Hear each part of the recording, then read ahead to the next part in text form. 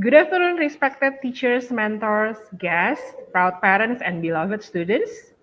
Welcome to the students' individual presentation for Year 9 Culminating Project. Thank you for coming today.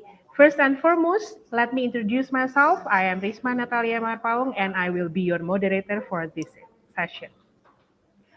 After going through the journey of middle school for the past 3 years, all years 9 students will go through a culminating project, a mandatory project from Cikal, and as a requirement to graduate.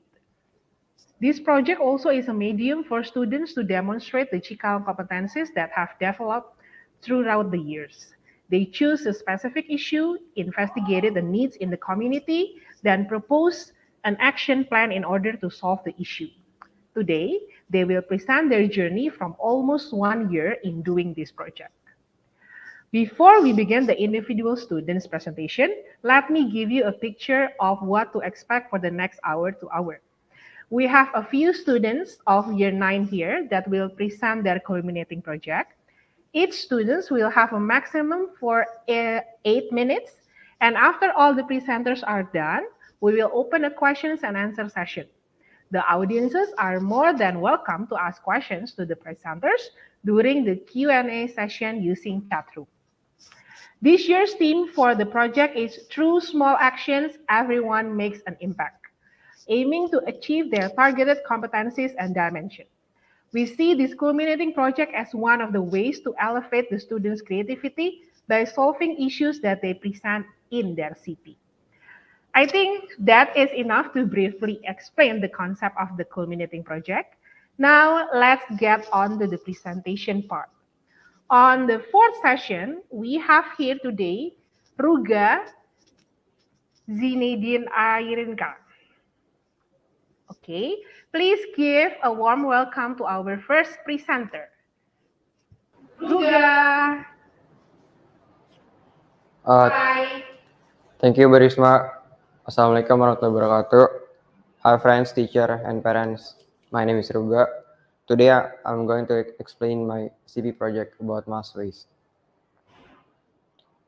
In this presentation, I'll be explaining about issue, my goal, the sustainable development goals, research methods, planning, final product, feedbacks, and reflection. Let's get to the introduction of the issue. The issue of mass waste is related to the increased use of masks during the COVID-19 pandemic and the improper disposal of these masks, which can cause by environmental pollution and the risk of virus transmission. Improperly managed waste can be source of virus spread and can also pollute the environment. To address the issue of mass waste, it is important to practice proper waste management by disposing of used mass in the correct waste receptacle and maintaining the cleanliness in the environment. My goal is to raising people awareness about mass waste and to reduce, reuse, recycling mass waste.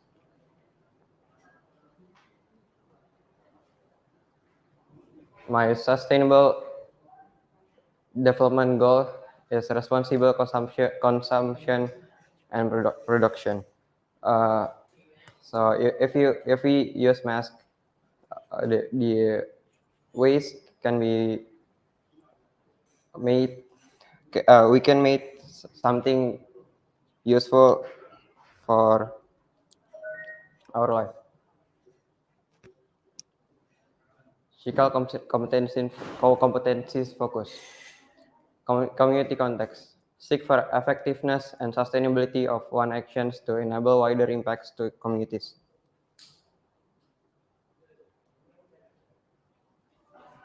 This is my planning or CP progress from August until now.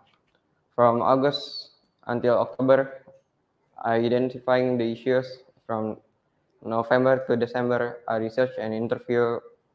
From January until February, creating the final product. March, finishing the final product and taking actions. April until May, presentation and exhibition.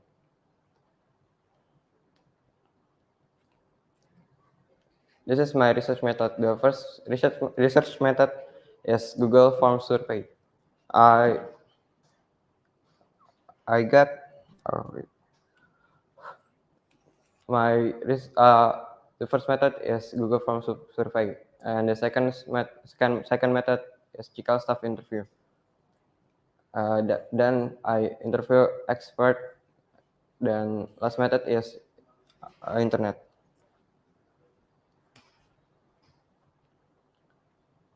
So for taking action, I'm going to MTS Subono School to educate students there by presenting my CV project.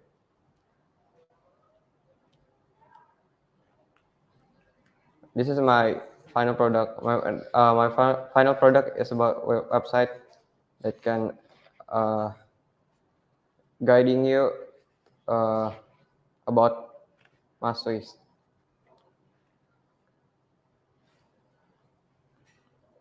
Challenge I face when I I make this CV project is procrastination and learn code to create a website.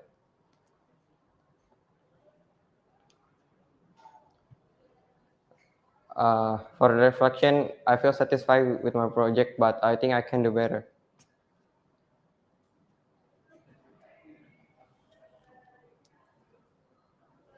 Thank you for listening to my presentation. If you had questions or feedback, just put in comment section.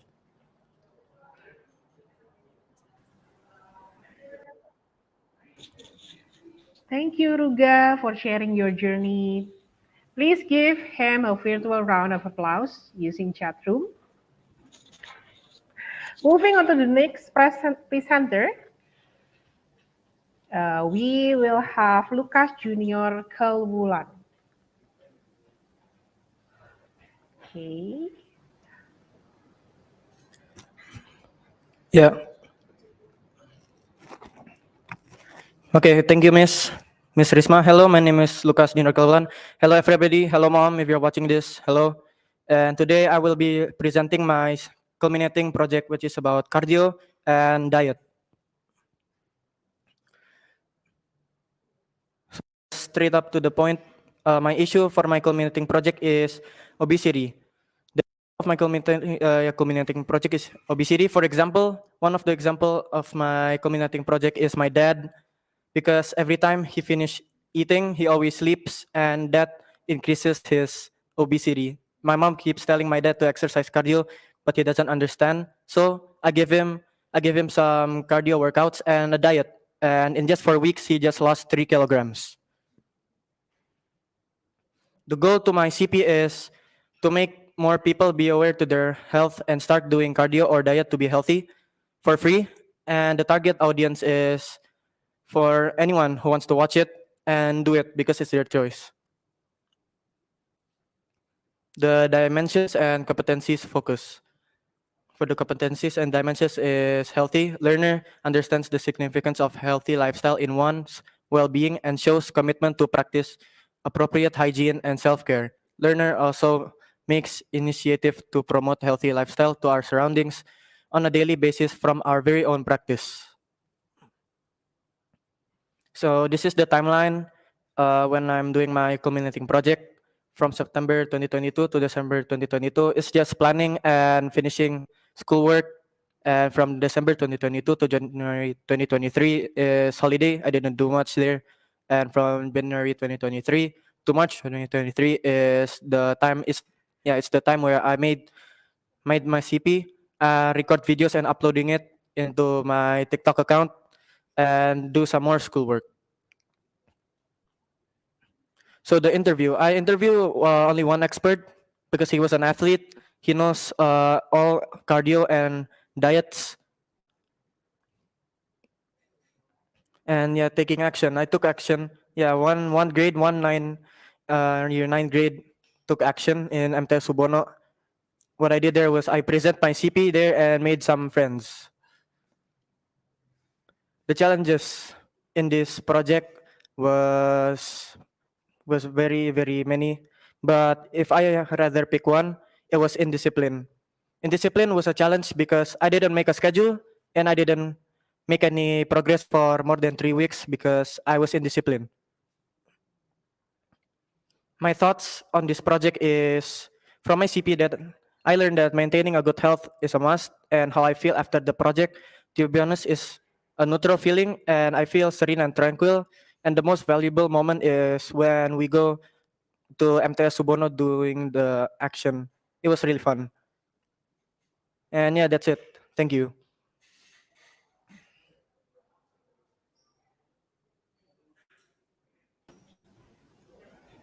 Thank you, Lucas, for sharing your journey.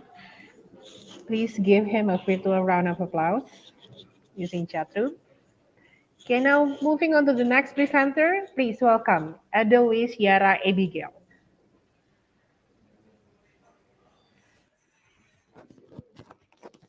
Oke, terima kasih Bu Risma dan halo Bapak Ibu Guru, orang tua dan teman-teman. Saya Yara dari 9A. Topik untuk CP saya adalah tentang anak jalanan, lebih spesifiknya anak jalanan di Tangerang.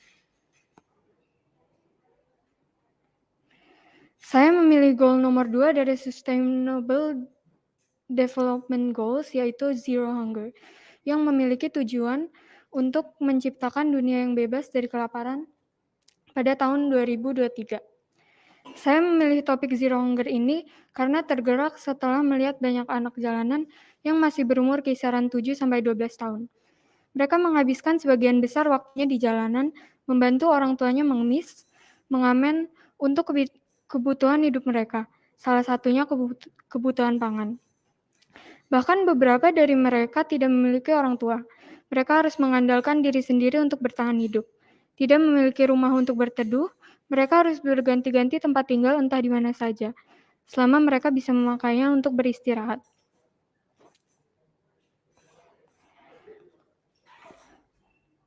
Saya bertujuan untuk menimbulkan kesadaran tentang topik dan masalah ini, bahwa ternyata masih banyak loh anak-anak di luar sana yang tidak mendapatkan gizi yang cukup karena masalah ekonomi mereka.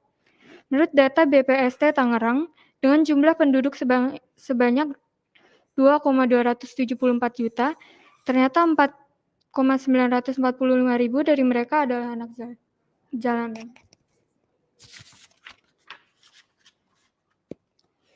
Ngomong-ngomong soal gizi, pada tanggal 30 April saya bertemu dengan Dr. Kartika Ningsih untuk menanyakan beberapa hal terkait proyek CP saya tentang gizi pada anak. Ini kaitannya dengan menu nasi bungkus yang nantinya akan saya bagikan. Menurut Dr. Kartika, makanan yang bergizi bagi anak mengandung protein, vitamin, dan karbohidrat. Ada beberapa sumber protein seperti ayam, ikan, daging, tahu, dan tempe.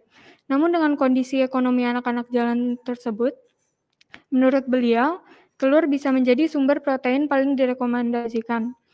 Karena harga telur yang relatif murah dan memiliki kandungan gizi yang lengkap, serta banyak vitamin di dalamnya, seperti vitamin A, B, D, dan E.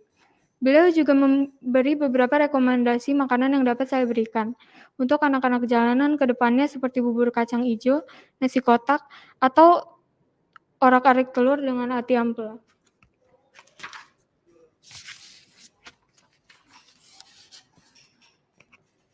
Untuk melaksanakan pembagian makanan ke anak-anak jalanan tersebut, tentunya saya memerlukan dana.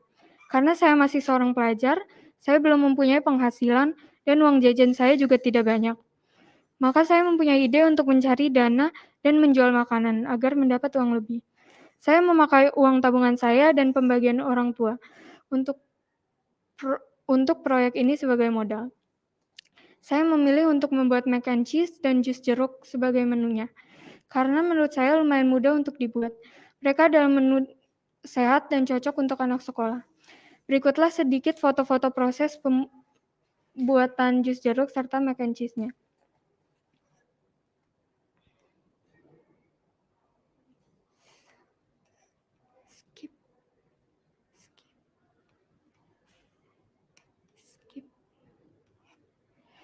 Untuk melaksanakan dari hasil jalanan makanan dan minuman di bazar, saya mendapatkan sekitar 300.000 setelah dikurangi modal. Memang tidak mudah melakukannya, mulai dari membeli bahan-bahan sampai memasak dan menjualnya. Maka saya berterima kasih pada orang tua saya yang sudah membantu saya menyiapkan membuatkannya, serta parents panitia bazar yang sudah membantu saya menjualnya. Waktu itu saya memilih menitipkan jualan saya di bazar sekolah karena selain saya bingung harus menjualnya bagaimana, kebetulan saat itu panitia bazar juga sedang membuka slot untuk kita yang ingin menitipkan jualannya.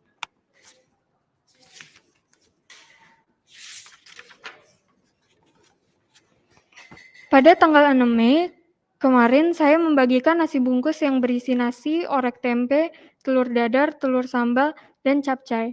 Saya membeli 15 bungkus dengan harga 20.000 per bungkus. Mengapa saya memilih menu tersebut? Karena selain menu tersebut adalah menu sederhana, protein yang ada dalam telur dan tempe serta tambahan sayur merupakan rekomendasi dokter untuk kebutuhan gizi mereka. Saya berkeliling dari jam 5 sore sampai jam 8 malam. Pertama dekat rumah saya, lalu lampu merah depan Sekolah Ora et Labora, dan terakhir di bawah flyover Gaplek. Sebelum melakukan action ini, saya juga pernah berkeliling dan memberikan sedikit snack untuk survei tempat-tempatnya, dan menanyakan hal seperti jam berapa dan di mana mereka biasanya berkumpul. Jujur, selama melakukan action ini, saya selalu overthinking. Gimana kalau mereka mengira saya ada niat jahat? Gimana kalau mereka nggak mau menerima makanan yang saya beri? Apalagi saat ada di flyover Gaplek.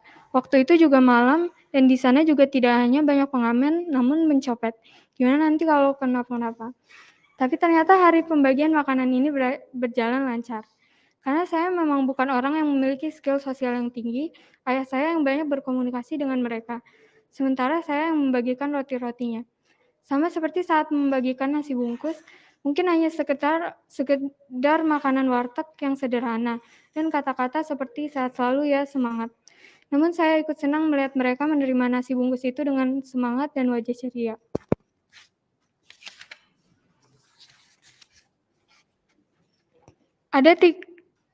Ada tiga cikal kompetensi yang sesuai dengan proyek saya, yaitu caring, communicative, dan action oriented. Dan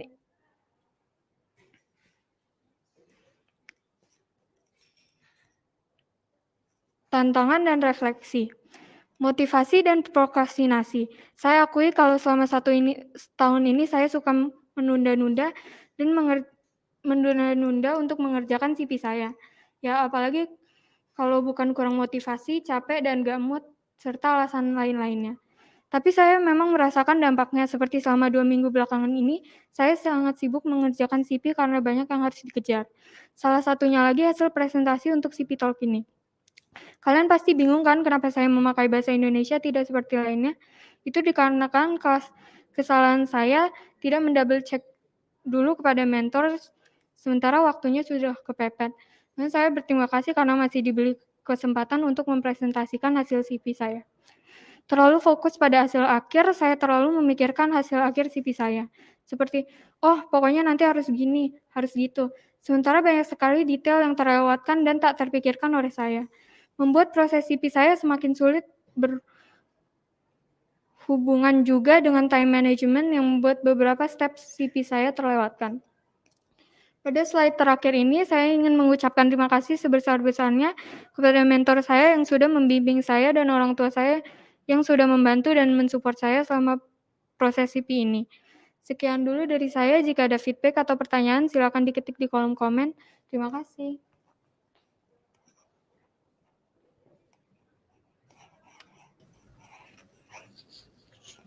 Thank you, Yara, for sharing your journey.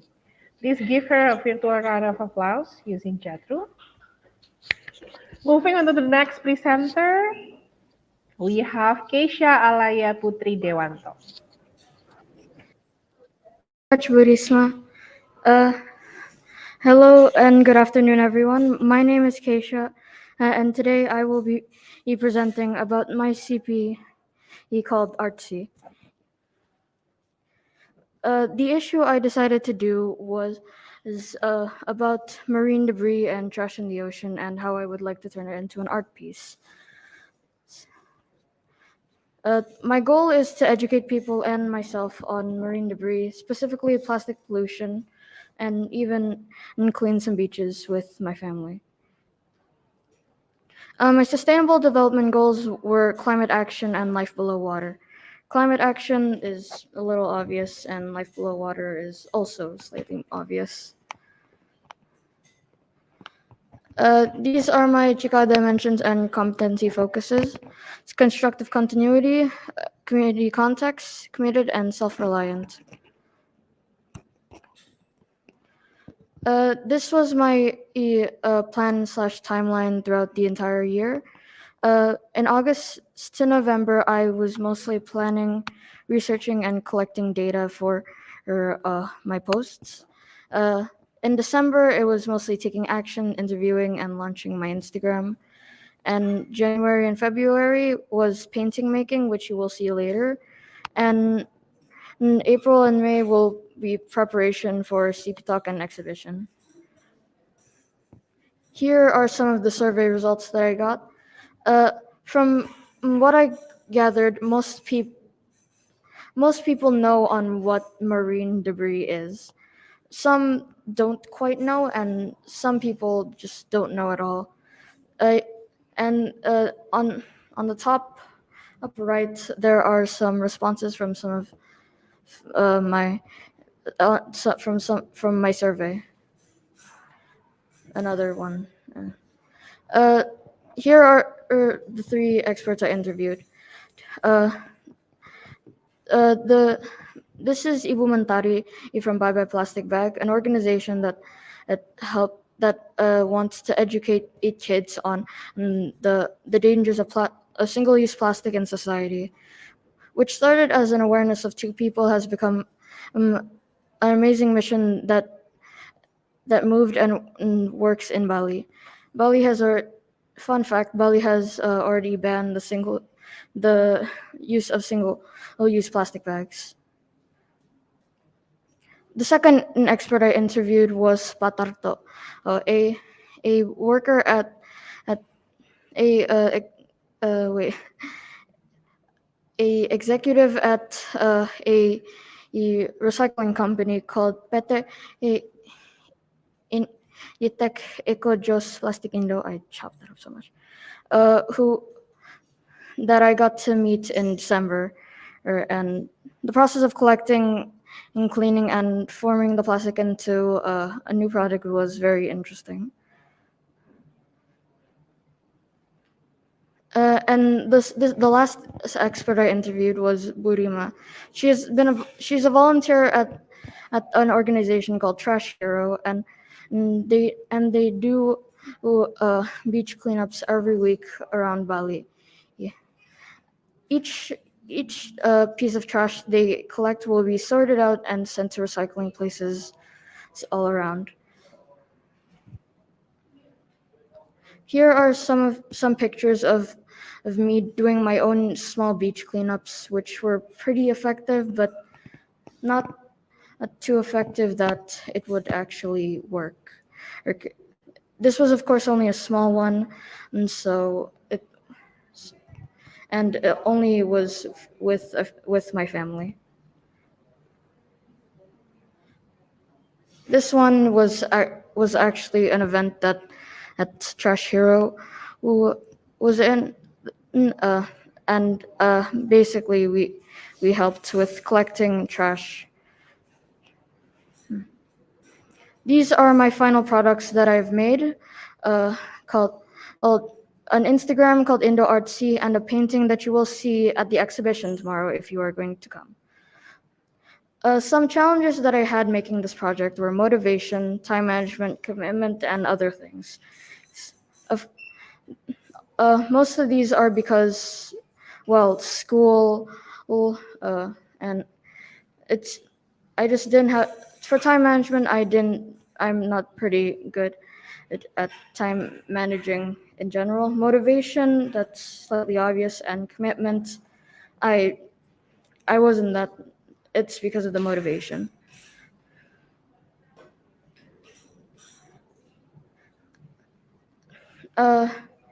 My reflection is, am I happy with it? Not really. I honestly, because I had so much more planned for it, and I underestimated how much time there would be to actually do all the things that I wanted to do. What would I have done differently? Probably spend a bit more time making a proper timeline because it wasn't that efficient, and not procrastinate on this. Thank you everyone for listening.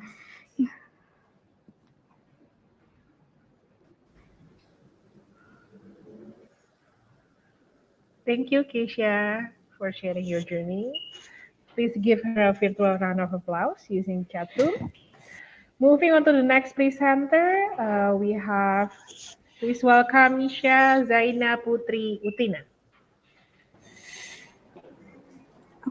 Okay. Thank you, Burisma. Hello to all viewers and hello to everyone in this room. My name is Shaina, and as you can see from my title, I will be talking about helping sexually assaulted women speak up. Also, before I start, the topic that I'm about to bring up is a bit deep, and just brace yourselves as I will be going through my presentation. Next slide. Sexual assault or sexual harassment. I'm pretty sure most or all of you may know what it is or what defines it. If not, sexual assault or sexual harassment can be defined when a person gets into sexual contact with another without consent. This can come in many ways: getting grabbed, catcalled, you name it. Sexual assault, on the other hand, is a bit more extreme. It can lead to rape or even sexual abuse. Now, 1 out of 4 girls have experienced sexual assault. Yes, it's real, very real. Mind you that what we see on the news isn't even half of the cases that are happening in real life. Now, there are 2 roles in sexual assault: the aggressor and the victim or survivor. The survivor or victim gets sexually assaulted by the aggressor, and the aggressor is the person who sexually assaults the victim or survivor. I guess that's enough for me to explain the 2 roles. And the judgment that sexual assault survivors face are harder than the actual experience of sexual assault itself.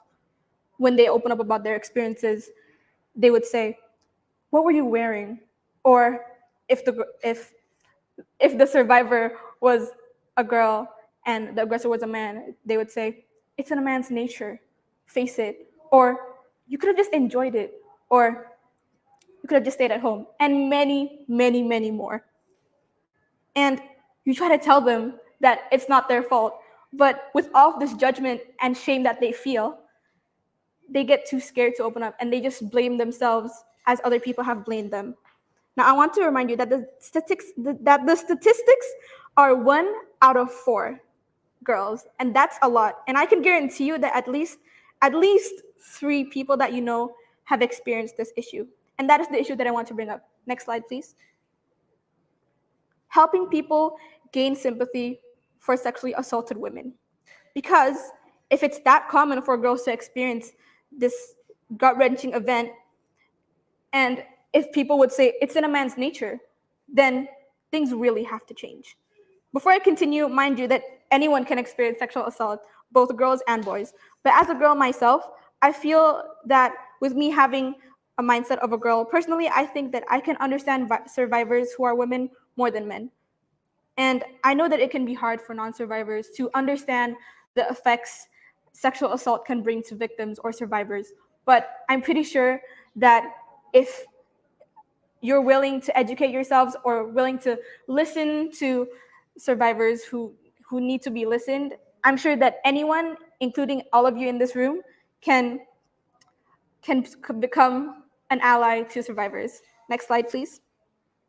Now, these are the SDG goals that I've picked. There's 2, which is number 16 and number 4. Number 16 correlates more towards the goal that I want to bring to the survivors and the victims, while quality education here, I'm correlating this more towards the non-survivors, right? Okay.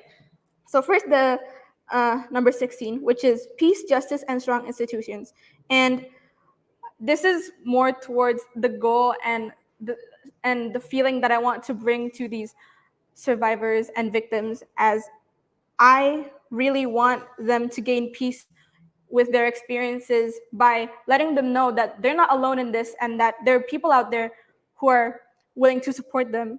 And then maybe with all of this peace that they feel, they can bring up the confidence to open up and stand up for themselves and gain justice with the judgment that they face, maybe in society or even in court. And number 4, which is quality education.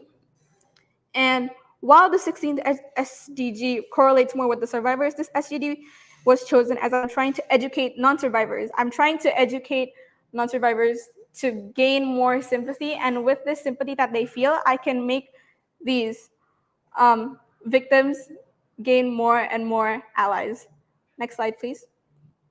Now, I chose 1 out of 5 competencies in the Cikal 5 stars, which is empowering member of just, sustainable, and peaceful global society. And this really resonated with me and my goal, as I really want to promote peace by taking action to this issue of mine, even if it's just a small action, knowing that it can make a difference to others around. It can make a difference to others around me. It can make me feel more settled with myself and with my environment. Next slide. Now, with all of these goals and ideas, I needed data to complete all of this. Next slide. Now, first, I made a survey with both my mentor and I. I made 2 sections, one for the survivors and one for non-survivors. And here I wanted to focus more on the responses that I got from survivors, because I'm trying to provide service for them. And for this, I made this survey completely anonymous, as I'm sure that most of these victims aren't comfortable revealing themselves. And here I can really see from all the responses that I've got that they do feel shame with this experience, and they do want to be listened, but since they don't feel that way, they just close themselves off. And yeah, next slide. And here I also needed a professional who knew more about these survivors. And I talked to Dr. Zulfia Sharif, who was a psychiatrist that conducts practices at RSPI Pondok Indah. And we talked a lot more about this topic. I asked questions regarding on what these survivors need to gain more peace with what they've experienced. And here she answered that all survivors, all they need is just to be listened, and all they need is just reassurance, and all they need is to just feel safe and to not know and just to know that it won't happen again. And even without these survivors realizing it, it's definitely important to open up and talk about your experience. It can definitely help with gaining more peace with yourself. Next slide. Now, with all of this data and information that I've collected for my project, I needed to put all of this information together to make my project come to life. And knowing that all of these victims need is just support, I think it's enough for me to make a plan that all I want is to just make an environment where everyone can just support each other. Either if it's non-victims towards non-victims, victims towards victims, or non-victims towards victims. Just an environment where everyone can support each other. At first, I was going to make a website or maybe an Instagram account, but I thought to myself, if I wanted to really make an environment where everyone supported each other, I needed to speak up to actual people. I needed to know that these people are listening. If I just put a piece of media on the internet, these people can choose whether or not to read this information or not. So this is how I made, next slide, Empower Her, which is it's more of a support group that I've made for mainly women in general. As you can see, her here, my target audience is more towards women my age. And then, yeah, next slide. Okay, so first, I saw a lot of people becoming host for Keputrian, and I thought, oh, maybe this is something that I can do, because Keputrian basically provides what I need: real people who are willing to listen to me, and women, because Kaputran is basically just filled with girls in general. And here, I made 2 sessions, day 1 and day 2. Those are 2 different weeks. And for the first day, I tried to make it as casual as possible. We talked more in general about the conflicts between girls and boys, and then we tried to make each other relatable and comfortable. And here, everyone enjoyed it. They all laughed. We all laughed, and then we all gained information from each other. And day 2, it was more formal, as I invited Miss Tia to come forward with me and talk more specifically about sexual assault and sexual harassment in general and educating those. While in day 1, I was just implying a bit about sexual harassment here and there, but not generally towards sexual harassment and sexual assault. Next slide. Now, at the end of the session, I made everyone write self-affirmations for themselves in a sticky note, and then I told them all to put in this box of affirmations where with every affirmation that they wrote, hopingly that the affirmation will come true. And not only here, I can make them feel comfortable with each other, but they can feel comfortable with themselves, and they can be their own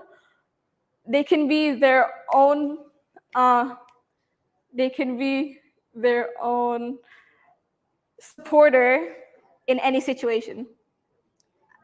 Next slide. Okay, now the challenges and reflections. Of course, this might be very common, but I experienced a lot of troubles with time management and, of course, with motivation. And I also wasn't really satisfied with my product because as everyone made songs, they made books, and they made stuff that was visible to the naked eye, I only had a movement. I didn't make anything that, oh, I made this. I can't show what I've been making. And yeah, but with all of that, I also reflected to myself, oh, even though it's not visible to the naked eye, at least I made a change, and these people actually feel better about themselves. People who've joined my sessions feel better about themselves. And yeah, thank you to everyone who is willing to listen to me. And I really hope all of you have a great day. Feedback is very much appreciated in the comments. Yeah. Thank you, Zaina, for sharing your journey. Please give her a virtual round of applause using chat room. Moving on to the next presenter, we have Michelle Akila Natasha. Okay. While waiting for Michelle, everybody are very welcome to give some questions. Okay, Michelle is ready here.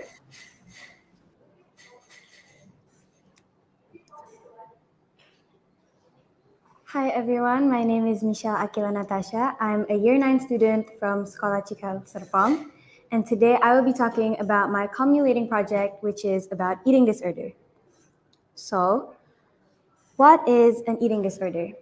An eating disorder is when a person has problems with food, like they have bad relationships with food. It could be they be eating too much or too little, they could be fasting unhealthily, or they could be binge eating too. So why did I pick this topic for my culminating project? I choose this issue because not a lot of people talks about it. Like, it's overlooked in this generation. And the worst part about this is that anyone at any age can develop an eating disorder. And for some people, it could also be deadly and it could be addictive because it's easy to relapse to. It's easy to like run back for comfort. So my objective for my culminating project is to raise awareness about eating disorder. I will be making an Instagram account and posting about various forms of different types of eating disorder and their symptoms. These are my survey results. And this is, so far, this is my product. So this is my Instagram account where I discussed about different types of eating disorders their symptoms, their causes, and like in general. Yeah.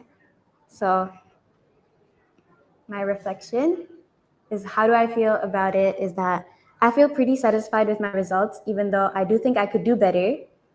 And what would I do to improve is that if I could improve something in it, it would be like my time management because I wasn't very focused on the project. I didn't give it a lot of time because I was really focused on other things.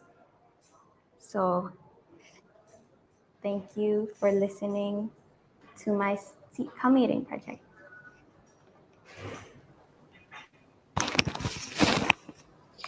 Okay, thank you, Michelle, for sharing your journey. Please give her a virtual round of applause using chat room. And now, with that, all of the presenters have done presenting their journey. Next up, I would like to invite audiences to ask questions to the presenters. Okay, we will have all of the presenters already here. And then let's begin the quick questions and answers session. Please. Okay, we have the first questions for all the presenters.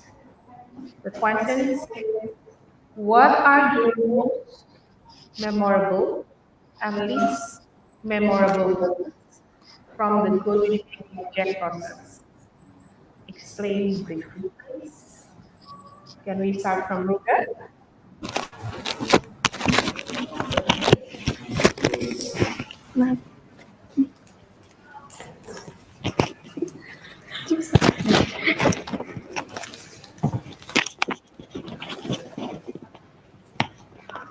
Yes, can you read the question again? Okay, what are your most memorable and least memorable moments from the culminating project process? Uh, when taking action to MTS Subono School. So the taking action is the least memorable or the most memorable? Ruga? Most. The most memorable. How about the least memorable? Do you have any? I don't think. No, you don't have any. Okay. Okay, next up, who will answer the questions first? I think one of my most memorable ones was one of my beach cleanups, the one with Trash Hero. One of the least memorable ones was probably me doing the research and stuff. Okay. My most memorable one would probably be taking action and giving the food to the kids, and the least would probably be doing the research because it wasn't that easy for me. Thank you, Yana. Okay, so this might be kind of obvious, but my most memorable would definitely be taking action and seeing everyone doing Keputrian connecting with each other and relating with each other and getting all of the nice feedback from all of these people. And my least memorable would probably have to be I don't think I have any I have any least memorable things that I don't want to remember because in general I really enjoyed doing this project as it really resonated with me.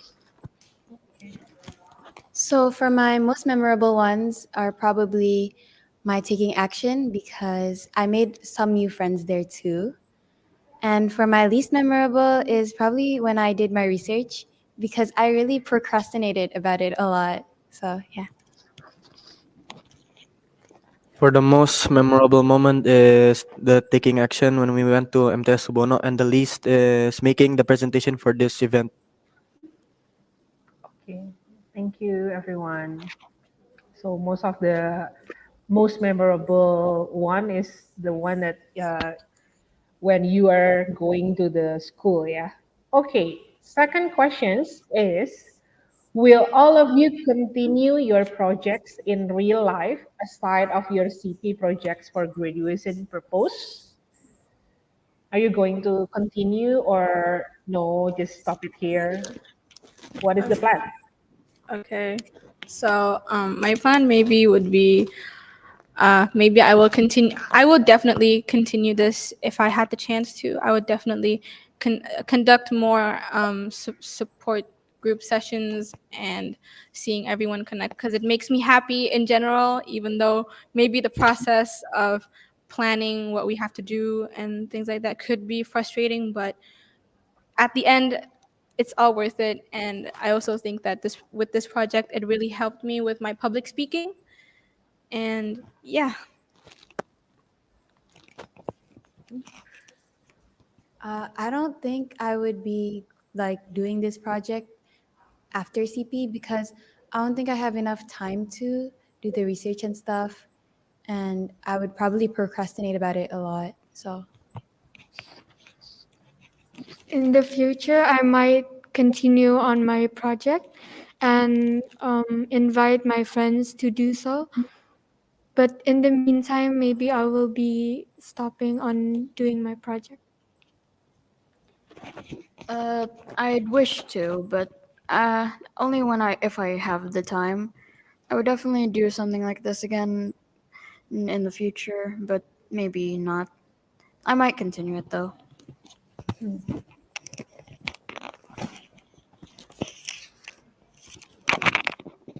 I think I might continue, but if I have time, I might continue my project.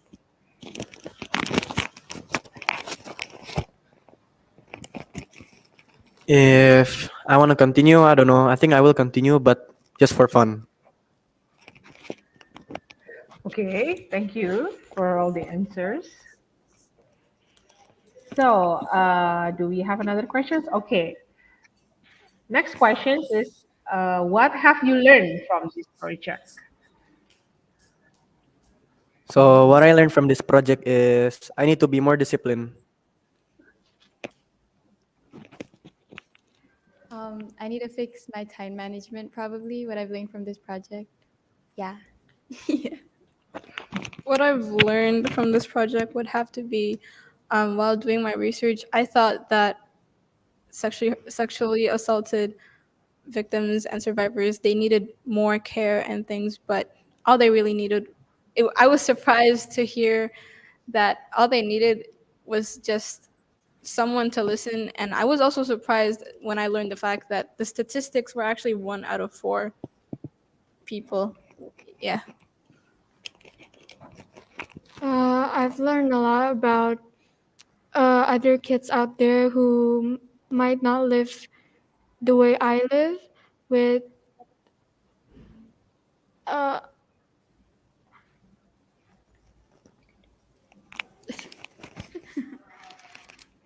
Well, I've learned a lot about a lot of things. One, that I need to manage my time management, and also a lot about how trash and plastic work in the environment and why it's super harmful.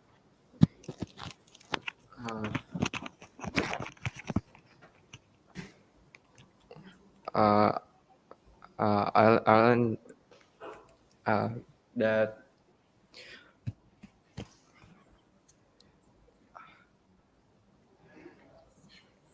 I don't learn anything.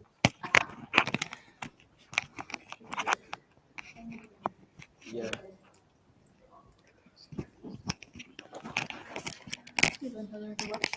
Learn to make a website. Okay, thank you. So everyone gain something from after finishing the CP project. Yeah. Well done, all of you. Okay. Do we still have another questions? Okay. Next question, and will be the last. Did you work with other people? If so, what would you like to say to those people who helped you? Yes, I worked with a lot of people on this project, and I'd just like to say, thank you from the bottom of my heart. This would have taken much more time with, with them.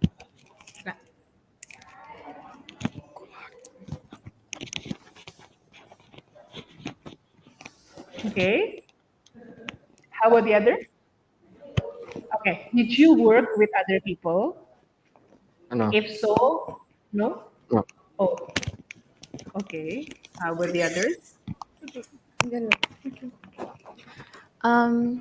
I think like a lot of people, like my sisters and my friend, really helped me with my cumulating project, and I wouldn't actually finish it if it wasn't for them. So I'm really thankful for them.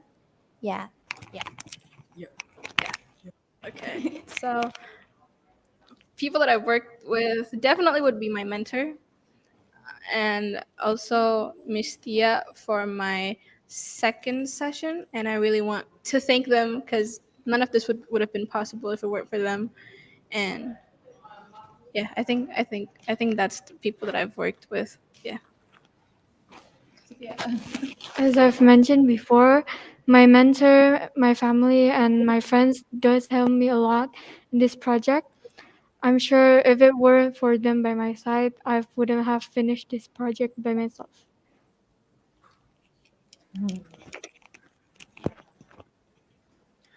My little brother. Yeah, he was the not the best cameraman, but thank you for being my cameraman, even though you're not good. Okay. Okay, Lucas. Okay, everyone. So I think that's all to wrap up. Thank you for all the questions and the feedback given for the presenters. It's very delightful to see such impactful and powerful projects of all presenters during CP presentations. Let's give all the presenters today another virtual round of applause and words of encouragement for their achievement. I would like to remind you that this event doesn't stop today. We hope to see you all again tomorrow. There will be an exhibition with all the year 9 students. Start from 10 a.m. until 2 p.m. in Teras Kota. Lastly, I would like to say thank you one more time to all of the audience here today, the mentors, fellow students, proud parents, and also respected guests. Thank you for having me as your host. Good afternoon and see you in the next exhibition.